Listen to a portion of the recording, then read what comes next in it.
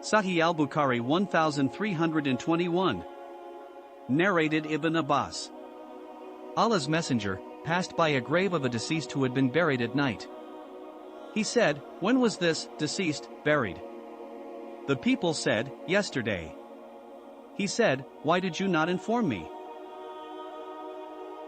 They said, "We buried him when it was dark and so we disliked to wake you up." He stood up and we lined up behind him. Ibn Abbas said, "I was one of them, and the Prophet offered the funeral prayer."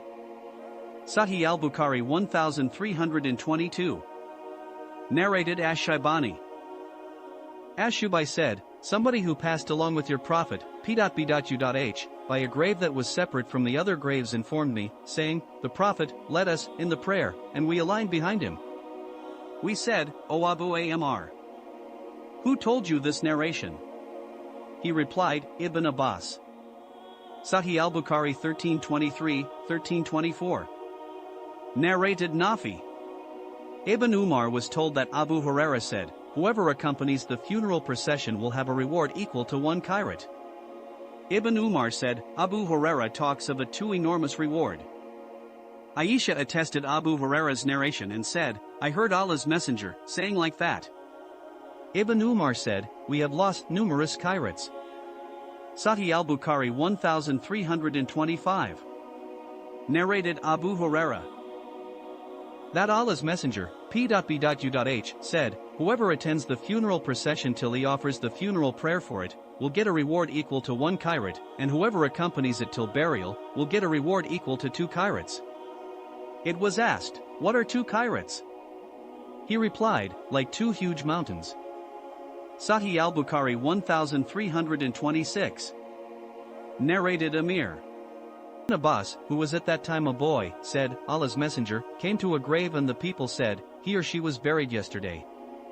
Ibn Abbas added, 'We aligned behind the Prophet, and he led the funeral prayer of the deceased.'"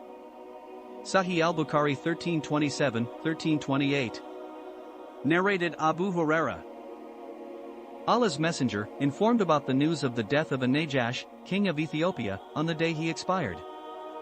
He said, "Ask Allah's forgiveness for your brother." Narrated Abu Huraira, the Prophet made them align in rows at the Musalla and said 4 takbir. Sahih al-Bukhari 1329. Narrated Abdullah bin Umar. The Jew brought to the Prophet a man and a woman from amongst them who have committed adultery, illegal sexual intercourse. He ordered both of them to be stoned to death near the place of offering the funeral prayers beside the mosque.